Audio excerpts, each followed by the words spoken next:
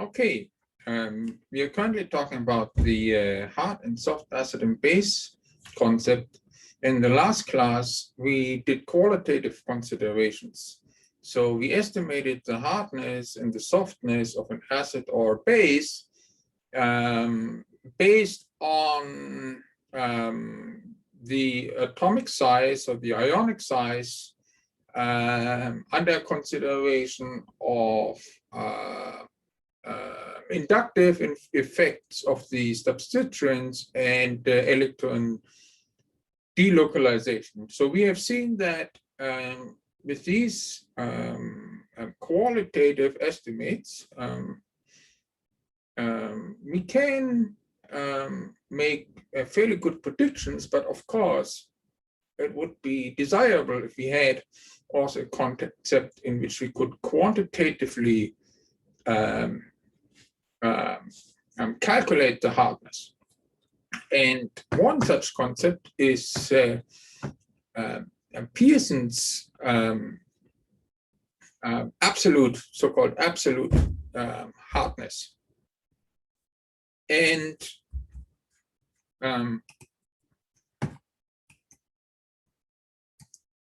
actually see that I didn't start on the first slide as I should have. So we already did this. And Pearson's absolute hardness is defined as the difference between the ionization energy and the electron affinity over 2, and the softness would then just be defined as the inverse of the hardness. So you can see that this concept is directly related to Mulliken's electronegativity scale, which was defined as the ionization energy plus the electron affinity over 2. So now, what is behind the idea of defining hardness and softness this way? So the difference between the ionization energy and the electron affinity over 2 is actually nothing else but the energy difference between the HOMO of the species and the LUMO of the species divided by 2. And you can see this from this diagram here. For some species, lithium plus, sodium plus, potassium plus, rubidium plus, and cesium plus. So you see here the energies of the respective HOMOs and LUMOs. So in this case, they're actually more the highest occupied atomic orbitals and the highest unoccupied atomic orbitals, because, well, we are looking at some blinds here, but the concept is the same. You see, for instance, for the lithium plus, the HOMO is located here at approximately minus 75 electron volts, and the LUMO is located here. It has an energy of approximately minus 5 electron volts. Okay. So now, what is the ionization energy? Well, the ionization energy is the energy required to move the electron from the HOMO. Okay, so it's minus the orbital energy, or the orbital energy is minus the ionization energy, though it's this difference.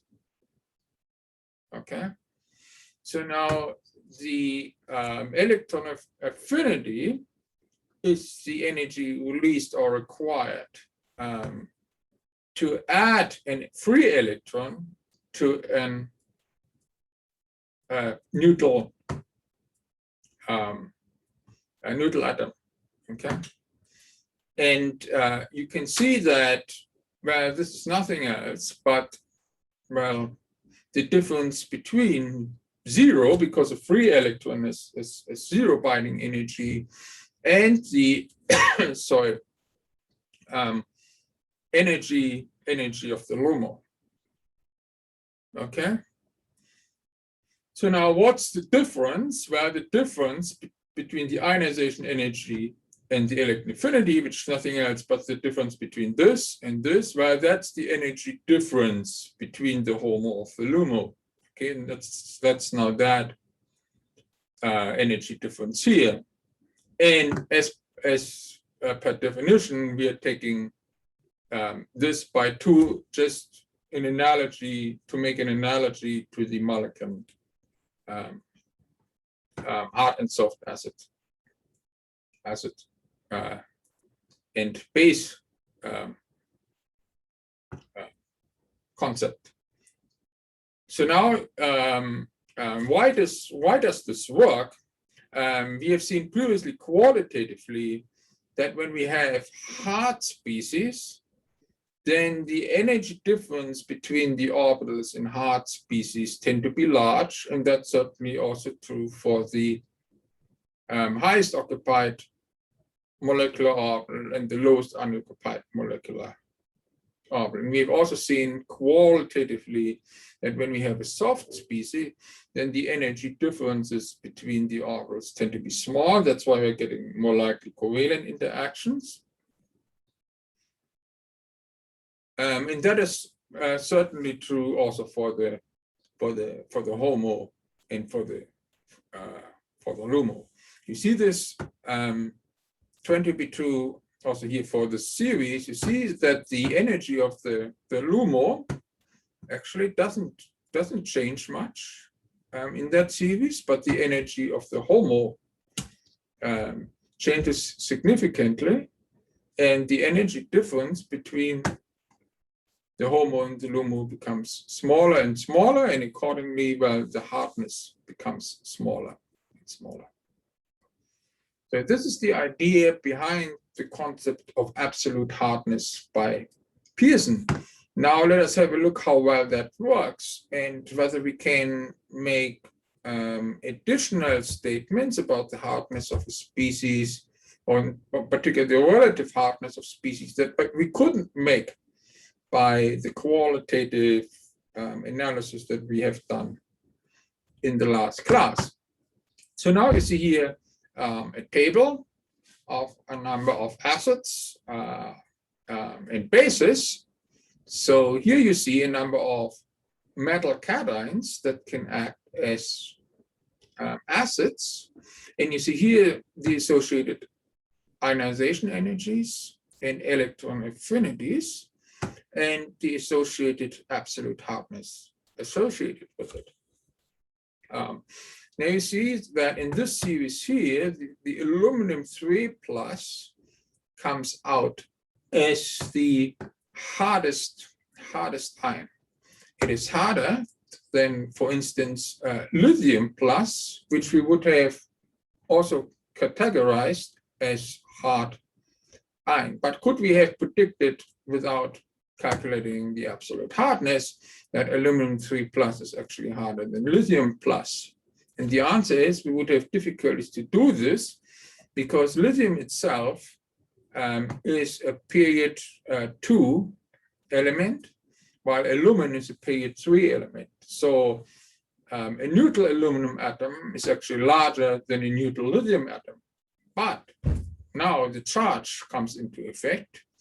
We have 3 positive charges at the aluminum, while we have only 1 positive charge at the lithium. So now, which effect trumps what? We couldn't know exactly for sure. Is the larger size of the neutral atom the more dominant factor, or is it more the positive charge? And you see that the concept of absolute hardness helps you to decide that. So in this case, the charge has a greater effect, actually greatly contracts the electron cloud, so that it becomes very little polarizable, and the hardness is consequently harder than the hardness of lithium+. Okay. So now you see, however, also that the absolute hardness calculations are in line with our qualitative estimates in cases where we can actually make qualitative estimates. So for instance, we can compare the lithium plus with the sodium plus and with the potassium plus.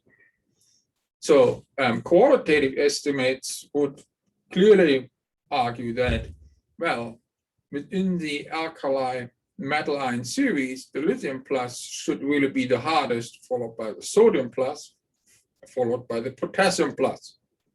Is this being confirmed by Pearson's concept of absolute hardness? The answer is yes.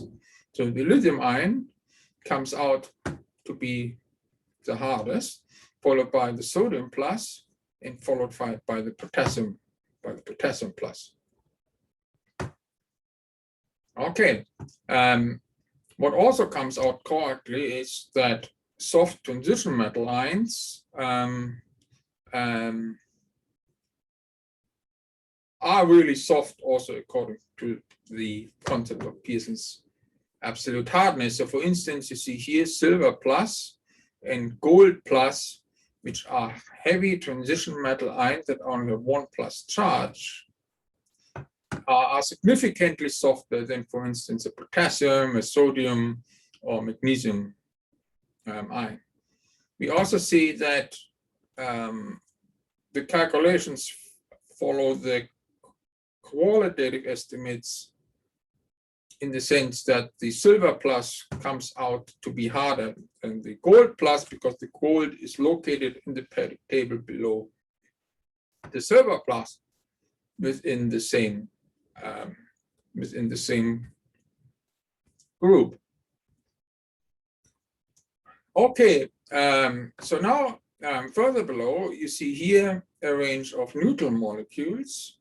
You see that among them, actually only the BF3 would be categorized as a Lewis acid, while all other ones would mostly be able to act only as Lewis bases. You see that the BF3 has a value of 9.7.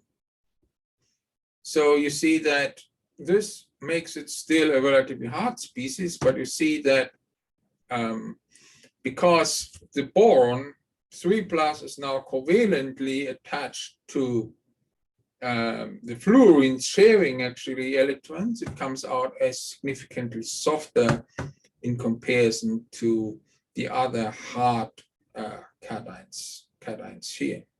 Okay, so when you have no charge, but actually neutral molecule that has covalent bonding, then that already considerably softens a hard species. So a hard molecular Lewis acid tends to be softer than a hard cationic Lewis acid. Okay, so now let us look at these species here. Water, ammonia, PF3, pH3. So you see here that the water molecule comes out harder than the ammonia. Now we are looking at well, the hardness of bases, and that's in line with our qualitative estimates. They would have argued that oxygen is a somewhat smaller donor atom than nitrogen, and therefore a water molecule would likely be harder than an ammonia molecule, and you see that actually confirmed. So you see there's a significant drop in hardness if you go from NH3 to PF3 by a value of 2, and that's in line with our previous assessment that when we have phosphines, then these tend to be soft bases because they are in the third period, and phosphorus underneath nitrogen. For that reason, we would have expected that the phosphine is significantly softer than the NH3. We can also see subtle differences. For instance, the pH3 is softer than the PF3, and that is because, well, the fluorine is electron withdrawing, the hydrogen is not as electron withdrawing, so therefore pH3 is softer than PF3, but you see that the difference is overall not all that great according to Pearson's concept of absolute hardness. So both species would be considered soft. Okay, then here you have a series of anions, fluoride, chloride, bromide, iodide. So when we compare these within the series, we see that, as we would have expected, fluoride comes out as the hardest. It has a value of 7.01, and iodide comes out the softest. It has a value of 3.70. Now, what you can also see here is that basically a negative charge tends to significantly increase the softness. So for instance, the fluoride comes out here significantly softer than the H2O. Okay, even though fluorine itself is actually a little smaller than oxygen, but because we have here, well, a negative charge that bumps the atom size, the fluoride is significantly softer than the H2O. So this would have been difficult to assess by qualitative estimate. So similarly, chloride, bromide, and iodide come out as quite soft bases. So chloride is already softer than PF3 and BH3, as you can see here, and iodide is having by far the lowest value of 3.70, significantly softer than PF3 and PH3. Okay, so this was the part about Pearson's concept of absolute hardness. Now, in the following, I would like to give you some practical applications of the HSAB concept that is really quite useful in chemistry. So one very useful estimate that one can make is solubility estimates, because we can estimate the strength of interaction between cations and anions. Okay, so remember, hard strong interactions, soft strong interactions, hard weak gives weak interactions. So this allows us to estimate the solubility of silver halogenides, for example. So silver plus is a soft cation, so it should make the strongest interactions with the softest of the anions. So the softest of the anions is clearly the iodide, followed by the bromide, followed by the chloride, followed by the fluoride. So we would expect that silver iodide has the smallest solubility, followed by silver bromide, followed by silver chloride, followed by silver fluoride.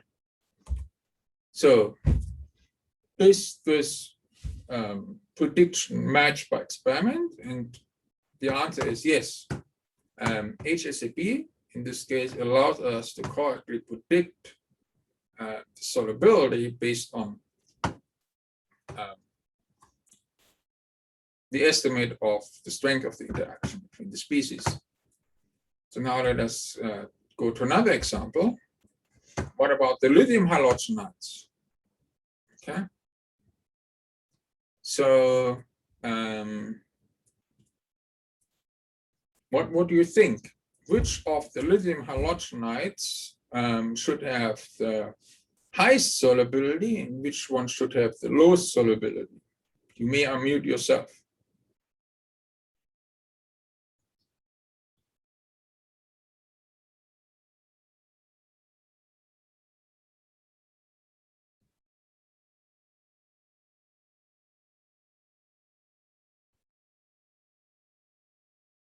Well, since lithium is a hard acid, I would expect the compound combines with the hard base will be the hardest soluble in the solution. So it will be the least soluble or the most soluble? Least soluble. Okay, so what would be the most soluble? Most soluble will be lithium iodide. Lithium iodide, correct. And the lithium chloride and the lithium bromide should be somewhere in between. All right. So this is our prediction. Lithium iodide should have the greatest solubility, followed by lithium bromide, followed by lithium chloride, followed by lithium fluoride. Now, is this matched by experiment? And the answer is, in this case, not quite. So actually, the lithium iodide is the outlier. So lithium bromide, lithium chloride, lithium fluoride show the correct order, but lithium iodide is off. So lithium iodide is a lot less soluble than HSAB would expect. So that tells us that, well, HSAB isn't a bulletproof predictor. It is a useful concept, but sometimes also other factors influence a property that is not, well, related to HSAB or cannot be predicted by HSAB. So in this case, it is the solvation enthalpy. Okay, so HSAB actually makes only statements about the strength of the interaction between cation and anion. So that certainly influences the solubility, but it's not the only factor that influences solubility. The other major factor is the solvation enthalpy. And the fact is that iodide ions have a very low solvation enthalpy. And for that reason, they actually do not like to stay in aqueous solution. They are poorly solvated. And for that reason, the solubility of iodides is smaller. Okay. So now, however, we could also ask, well, wait a moment, can't HSAB not also make statements about the solvation enthalpy of ions? Okay, because in this case, we also have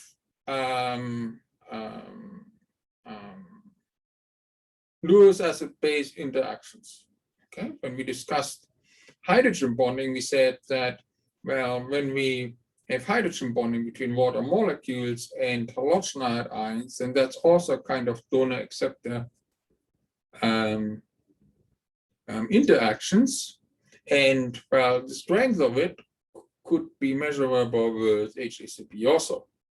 And if you view it that way, well, then we would argue that, well, the iodide, as a very soft species, would need to interact with the water molecules, which are a hard species, and that interaction would naturally be weak. Okay, therefore, the solvation enthalpy would be weak. And this way, we could still explain that exception using the HSAB theory. Okay, this is also interesting, the concept that, for instance, when we try to dissolve the silver halogenides, not in water, but in liquefied ammonia, okay, by that we do not mean here an aqueous solution of ammonia, but really condensed ammonia gas, then the solubilities will actually be reversed. So silver iodide will be the most soluble and silver fluoride will be the least soluble. And again, we can explain this by the fact that, well, the ammonia has very different solvation properties in comparison to the water. So the ammonia is already significantly softer and can significantly better solvate softer species, and for that reason, the solubility is reversed. So by this on, I want to illustrate the capabilities of the HSAB concept, but at the same time, I also wanted to point out the limitations.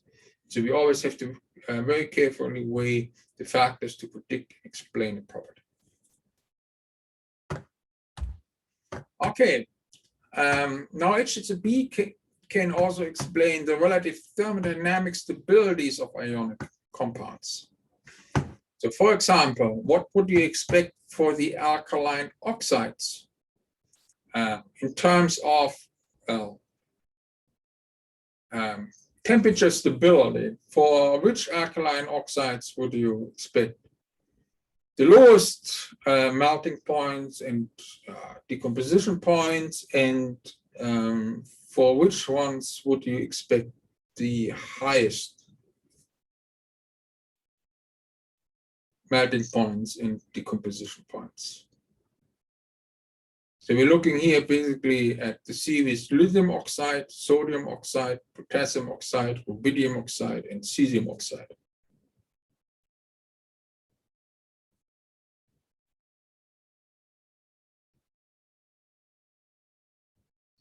Any ideas?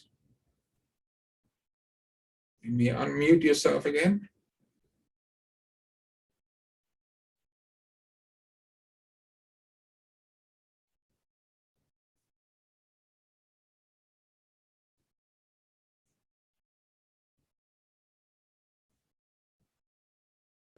I think the harder ones would be more stable thermodynamically, like the top of the periodic table would be more stable, like lithium oxide would be more stable as compared to cesium oxide because it is harder.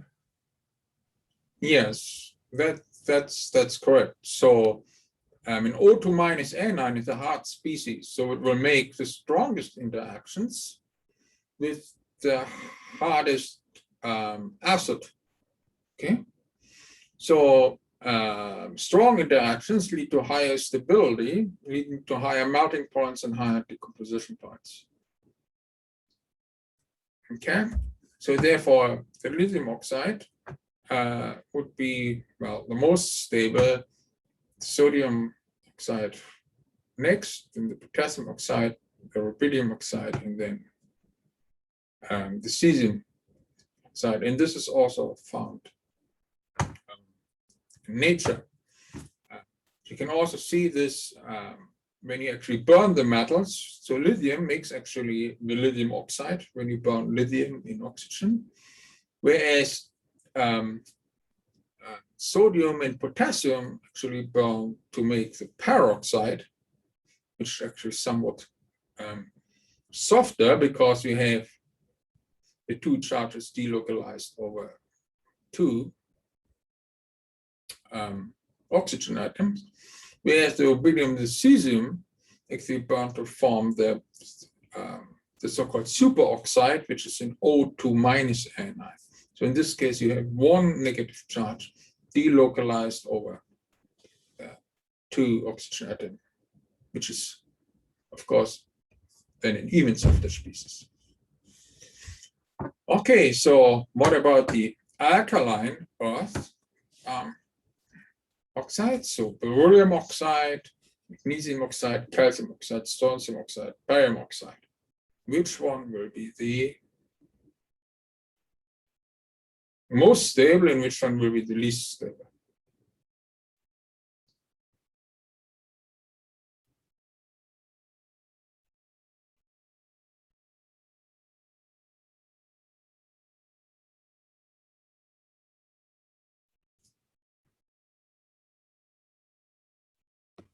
I think it should be the same order, like beryllium oxide would be most stable and the last one would be least stable. Yeah, so the beryllium oxide is the most stable, the bioxide is the least stable, and this is also what is experimentally found.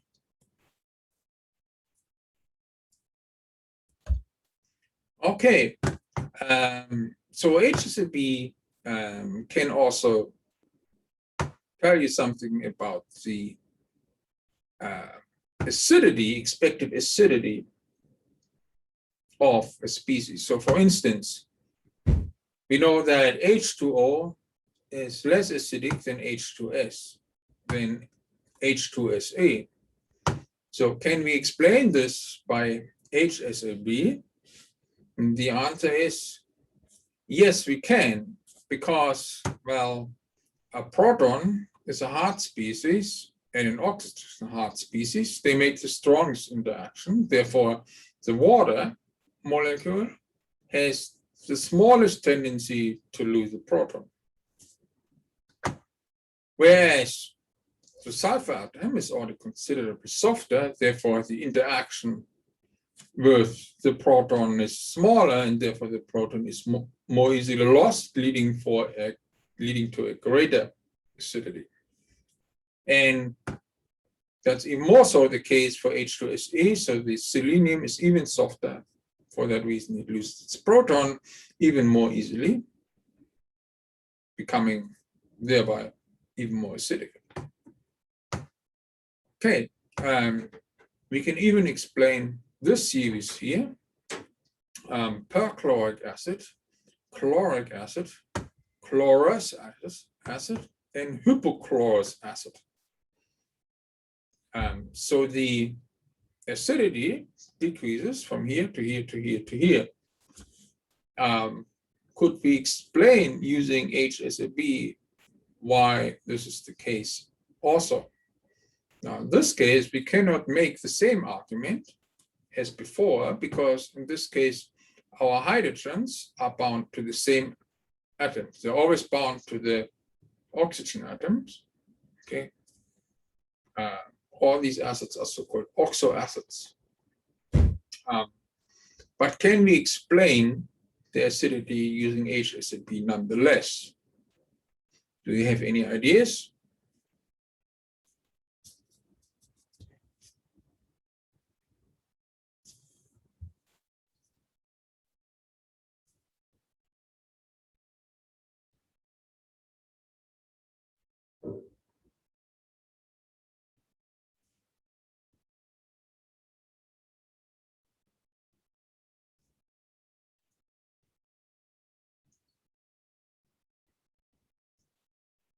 So in this case, we can argue with electron delocalization and the number of resonance structures. So for the perchloride anion, okay, there are 4 resonance structures possible. We can locate the negative charge at all the different oxygen atoms. Okay, and that leads to the delocalization of that negative charge. Okay, and because the delocalization, that electron is basically more polarizable. Okay, and therefore softer. Okay, and therefore that electron doesn't bind so easily to the proton, which is a very hard species. Whereas here in HClO3, we can delocalize the negative charge only over 3 oxygen atoms. That localizes that electron more. Okay, that electron becomes less diffuse. The electron becomes harder and therefore binds more easily to the hydrogen. So here, for the chlorous acid, we have only 2 oxygens over which we can delocalize the negative charge of the anion. So it's even harder. And for HClO, well, our electron must be localized at 1 oxygen. And therefore, this is the hardest species. For that reason, it binds most strongly to hydrogen. It's the least acidic.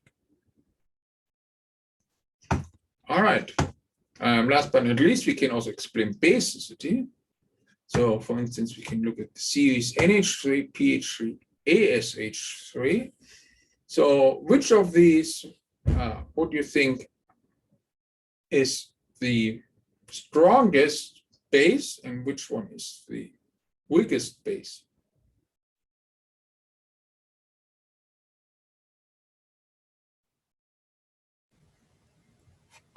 And NH3 should be the strongest and ASH3 should be weakest. Yeah, that's correct. Why do you think is that so? I think because, as you mentioned in previous case, proton interaction in case of nitrogen and hydrogen is stronger as compared to astatine and hydrogen. So that's Correct. why. Correct. So the nitrogen is the hardest one. Therefore, it can make the strongest interaction with the proton. Therefore, it gets protonated most easily. Whereas the phosphine, the phosphorus, is softer. It cannot make interactions as strong with a hard proton. So the basicity decreases. And for ASH3, the basicity is the smallest because the arsenic is the softest atom, making the weakest interaction with the proton.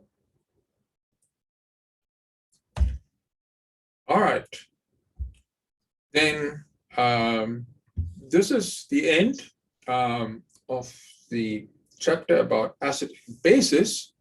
And we have now finished with the first part of this course, which was a review of general concepts of inorganic chemistry, which are relevant for coordination chemistry. So now we are starting the second part of the course, in which we will discuss actual coordination chemistry, and in which we will apply the concepts that we have learned thus far to coordination chemistry. So because we are starting a completely new chapter now, let us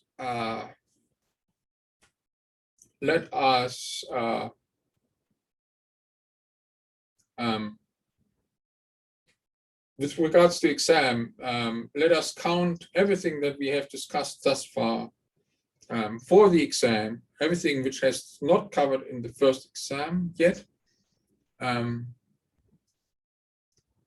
up to what we have discussed today. So that would be essentially the chapter about symmetry, the chapter about molecular order theory, and the chapter about the hard and soft acid base theory.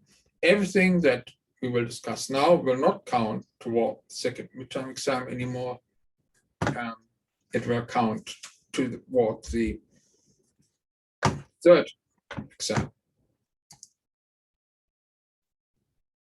Okay.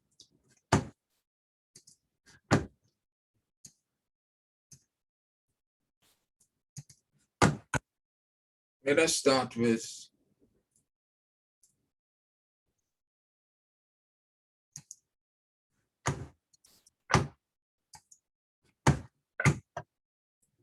coordination chemistry.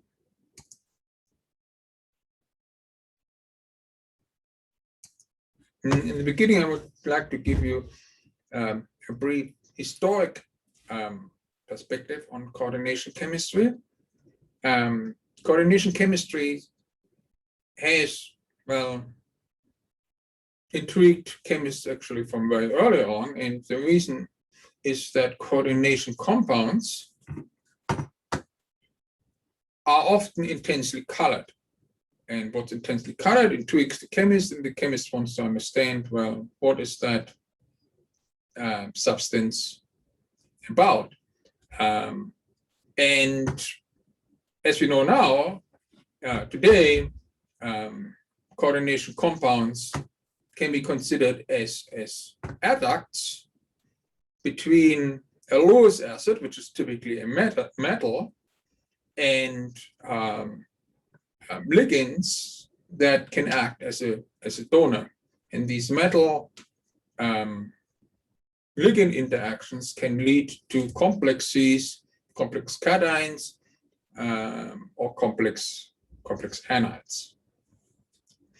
The nature of the bonding and coordination compounds was, however, not understood for quite some time, because in early bonding theories, it was believed that the coordination number could not exceed the valence. Okay, so that made it difficult to explain a substance that had a chemical composition like this. Okay, cobalt NH36Cl3. So now in this compound, the valence of the cobalt would be +3. And according to that, the cobalt could only make 3 bonds. However, when it can make only 3 bonds, how do you explain the 3 chlorides that you can measure by elemental analysis, and also the 6 NH3 units? So that problem puzzled chemists significantly, and the first person who's correctly suggested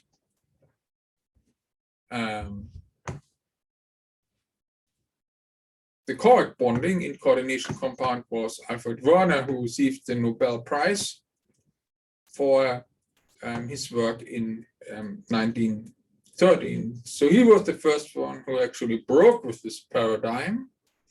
And he said, well, the coordination number can actually exceed the valence if we assume that there can be so-called complex cations and complex anions in which we have first and second coordination spheres respectively.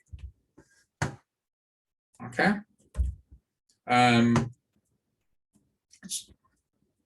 So the molecule in the primary coordination sphere would be called ligands. Okay.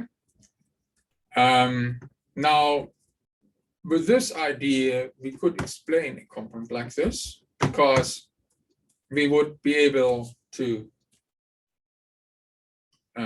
assume that, for instance, 6 ammonia molecules could be bound directly to the cobalt. So that would give complex cation with a 3+ charge. And then there would be the 3 chloride ions which would just electrostatically compensate the 3+ charge at the complex cation.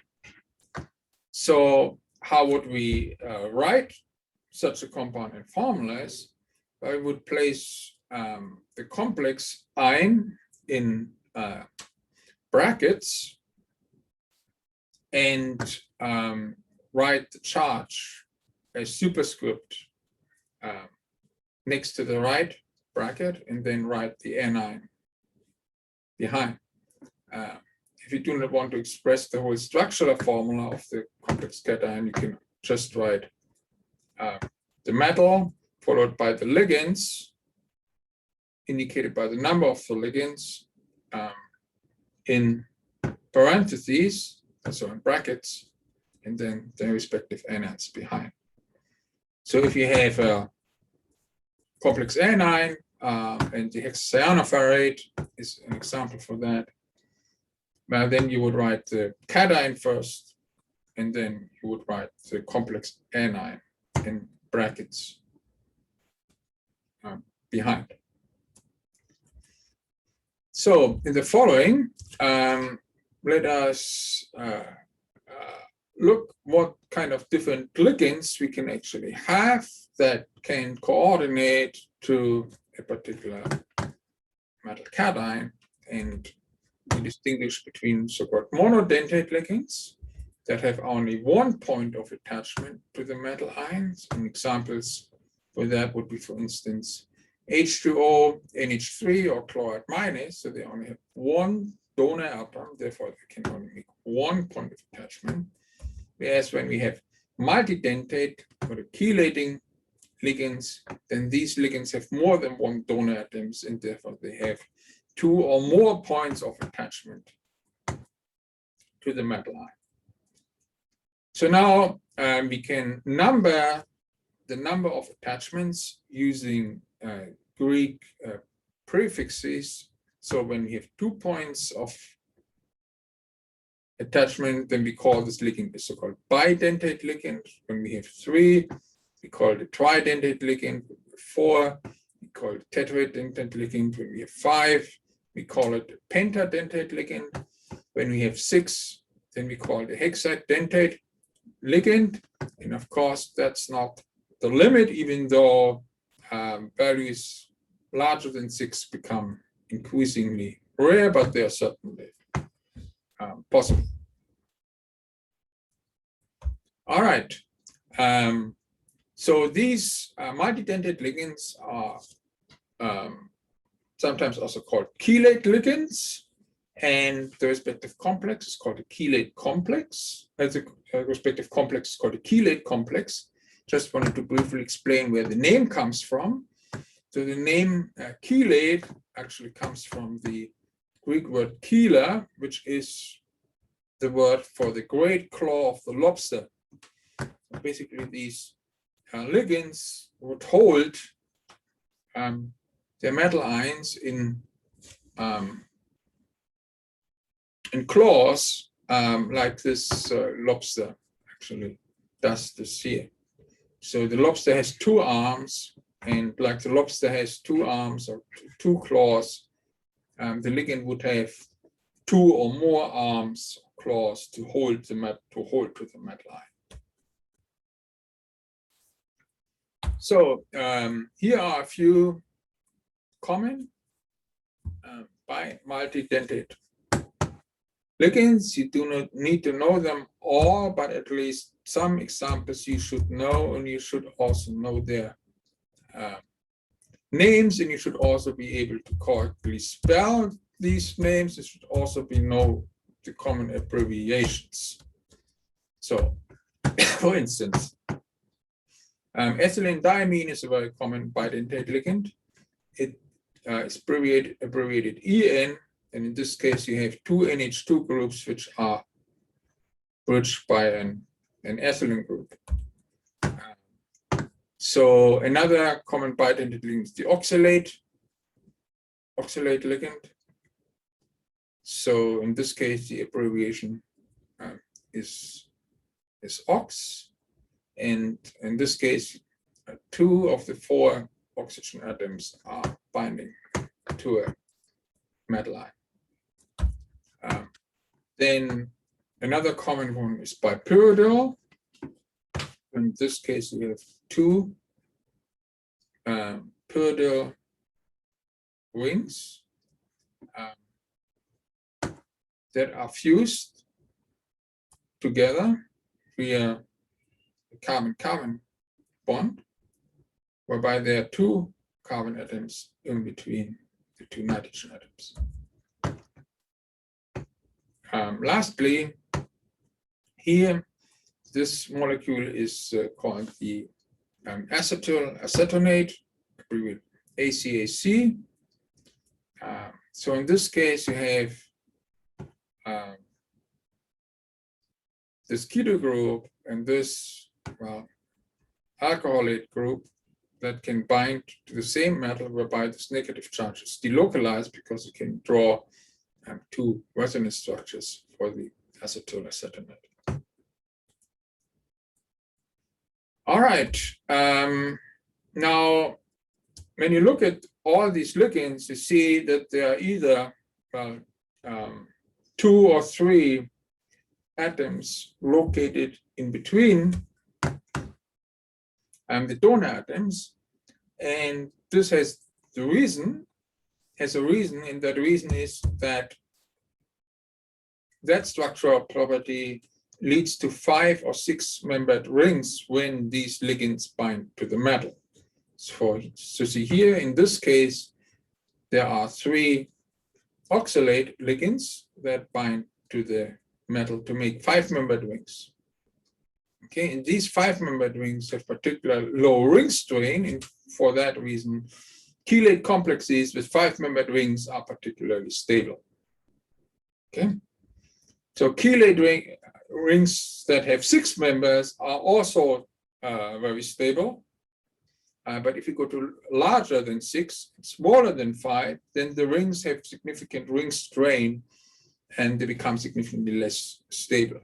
Therefore, chemists tend to use ligands that make 5 and 6 membered rings because the resulting complexes are particularly stable. Okay, I see our time is over, so let us stop at this point.